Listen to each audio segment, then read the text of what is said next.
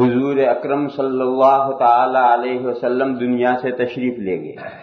قیامت تک لمبا زمانہ ہے.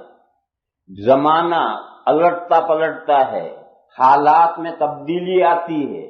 ان بدلے ہوئے حالات میں اور بدلے ہوئے ماحول میں کچھ نئی باتیں، نئے اشکالات کسی مسلمان کے ذہن میں آ سکتے ہیں. جو کوئی حرج نہیں، صرف صحابہ کے ذہن میں آئے تھے تو آج کسی مسلمان کے ذہن میں آئے تو کون سی عجیب بات ہے. اور وہ اشکال ان کو علماء کے سامنے لانے ہیں، اس لیے کہ وہ انبیاء کے وارث ہیں. حضور اپنے زمانے میں اسے حل کرتے تھے، آج ان کو حل کرنا اور صحیح آیت کریمہ کا، قرآن کا صحیح مطلب سمجھانا یہ علماء کی ذمہ داری ہے. تو پہلی بات تو یہ کہی گئی ذالک الکتاب لا ریب فیہ، یہ ایک ایسی کتاب ہے جس میں کہیں انگلی رکھنے کی جگہ نہیں ہے.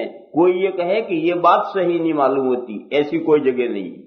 اس کی ہر بات 52 تولہ پاؤ رکھتی ہے، کانٹے کے تول پوری ہے، کھری ہے، کوئی بات اس کی کچی اور کمزور نہیں.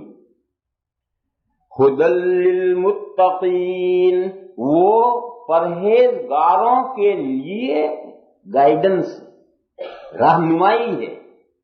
قرآن اس لیے آیا ہے کہ انسانوں کی، اور انسانوں میں بھی خاص طور پر وہ انسان جو متقی ہے، پرہیزگار ہے. متقی کسے کہتے ہیں؟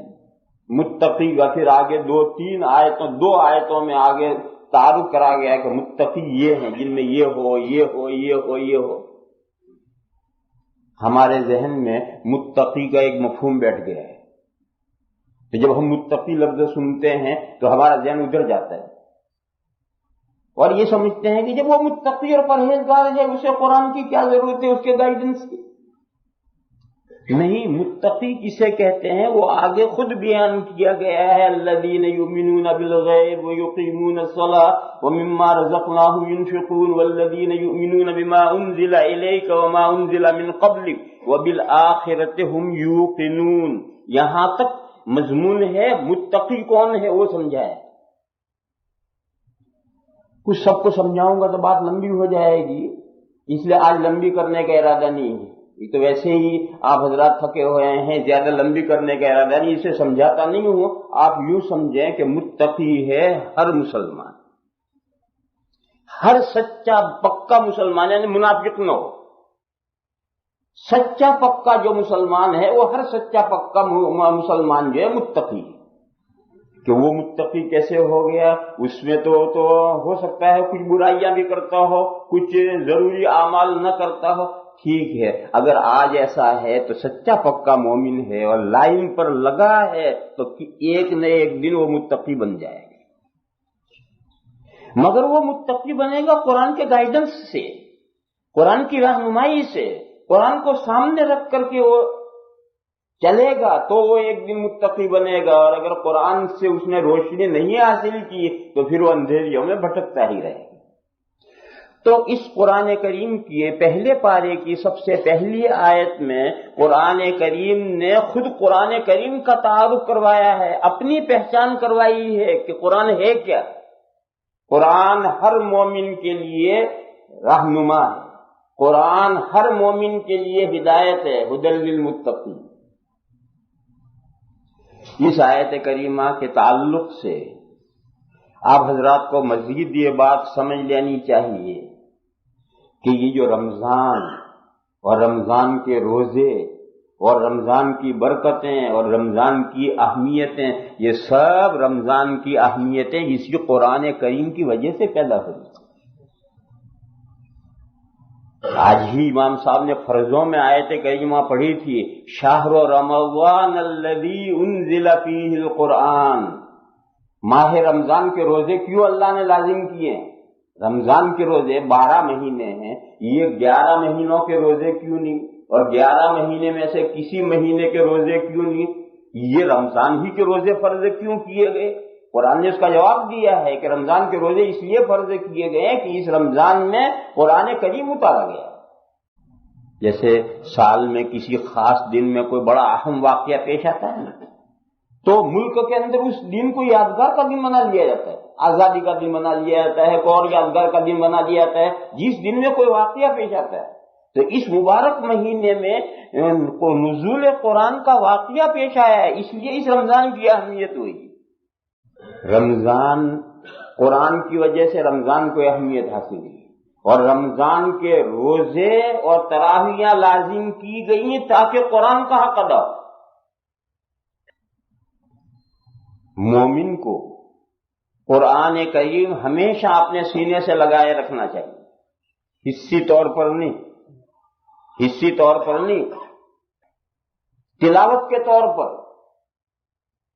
اس کے رہنمائی حاصل کرنے کے طور پر، سمجھنے کے طور پر، اور خاص طور پر اس مبارک مہینے میں تو مومن کا قرآن کریم کے ساتھ تعلق بے حد بڑھ جانا چاہیے۔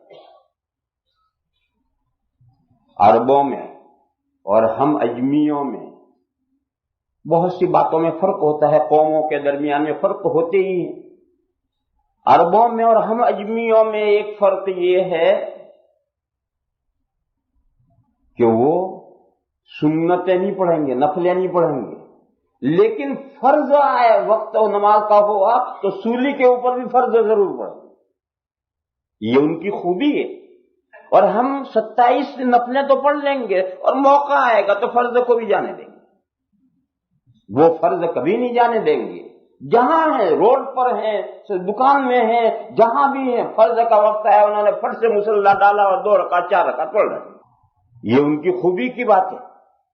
اسی طریقے سے میں ابھی حرم شریف میں ہو کر آیا، میں نے خاص طور پر ایک بات دیکھی، جہاں اگر 5 منٹ بھی نماز میں دیر ہے تو ہر عرب فوراً قرآن اٹھائے گا اور تلاوت شروع کرے گا۔ آپ جائیے حرم شریف، جو عرب ہوگا اگر نماز شروع ہونے میں 5 منٹ میں ہے تو کھٹ سے قرآن اٹھائے، اور وہاں 2-2 3-3 صفوں کے بیچ میں قرآن رکھے ہوئے ہیں، ریک رکھے ہوئے ہیں، اس میں قرآن رکھے ہوئے ہیں، اور جہاں 2-4-5 منٹ بھی ہے تو فوراً قرآن اٹھائے گا اور تلاوت شروع کرے گا۔ ہمارے اندر یہ کمی ہے، ہمارے یہاں 15 منٹ بھی نماز میں بے باقی ہوں تو یا تو بیٹھا بیٹھا اونگتا رہے گا، جھوکے مارتا رہے گا، یا 2 آدمی وہاں دیوار سے لگ کر باتیں کرتے رہیں گے، 2 ادھر باتیں کر رہے ہیں، 2 ادھر باتیں کر رہے ہیں، 2 ادھر پیسج میں باتیں کر رہے ہیں، 2 ادھر باتیں کر رہے ہیں، قرآن کوئی نہیں پڑھے۔ بولو بھی یہ کمی ہے یا نہیں؟ یہ کمی ہے ہمارے اندر۔ کیوں یہ قرآن عربوں کے لیے صرف آیا، ہمارے لیے نہیں آیا؟ کیا وہی صرف مسلمان ہیں، ہم مسلمان نہیں؟ جب ان کو قرآن کا، یہ تو میں رمضان کی بات نہیں کہہ رہا، رمضان کے علاوہ پورے سال کی بات کہہ رہا ہوں، ہمیں کیوں وہ قرآن کریم کے ساتھ ربط و تعلق نہیں ہے؟ ہم بھی مسلمان ہیں، قرآن کریم ہماری ہدایت کے لیے بھی آیا ہے، بلکہ وہ کم محتاج ہیں، ہم زیادہ محتاج ہیں۔ کیوں؟ ہم عربی زبان نہیں جانتے، ہمیں ڈبل محنت کرنی ہوگی تب قرآن کریم کو کچھ سمجھیں گے، الفاظ پڑھیں گے، اس سے ثواب حاصل کریں گے، معنی سمجھنے کی کوشش کریں گے۔ تو میرے بھائیوں، جو کہنا یہ ہے کہ اس مبارک مہینے میں ہر شخص اگر اس کو 5 منٹ کا وقت بھی ہے، مسجد میں آنے کے بعد 5 منٹ کا بھی وقت، فوراً قرآن اٹھاؤ، پڑھو، 1 رکوع پڑھ لیا، یہ بھی بہت بڑی بات ہے۔ سمجھ میں آئے تو ٹھیک ہے، کوشش کرو سمجھنے کی، اور اگر نہیں صرف الفاظ پڑھو گے تو اس کا بھی وہی ثواب ہے۔ اس لیے یہ ہمارا جو طریقہ اجمیوں کا ہے یہ غلط ہے۔ اتنا بڑی مسجد ہے، شاید اس میں 25 قرآن آپ کو نہیں ملیں گے، اس پوری مسجد میں آپ کو 25 قرآن نہیں ملیں گے، حالانکہ 500 آدمی نماز پڑھتے ہیں۔ اور آپ مسجد حرام میں، مسجد نبوی میں چلے جائیے، ہر 2 صفوں کے بیچ میں قرآن رکھے ہیں، ہر 4 صفوں کے بیچ میں قرآن کریم رکھے ہیں، کیوں؟ وہاں لوگ پڑھتے ہیں، اور یہاں 25 قرآن نہیں ہے، اور وہ ہیں وہ بھی کوئی ہاتھ نہیں لگاتا۔ اس لیے میرے بھائیوں، اس مبارک مہینے میں کوشش کرو، جلد سے جلد مسجد میں آنے کی کوشش کرو۔ یہ نہیں کہ 8 بجے نماز ہوگی تو ہم جب 5 منٹ رہیں گے تب آئیں گے، نہیں، جتنی اللہ موقع دے، فرصت دے، جتنا زیادہ سے زیادہ مسجد میں آؤ، آتے ہی 2 رکعت تحیۃ المسجد پڑھو، اور سنتیں وہ پڑھو، اور پھر وقت ہے 10 منٹ کا فوراً قرآن کریم اٹھاؤ، اور جو اللہ توفیق دے نماز سے اس کی تلاوت کرو۔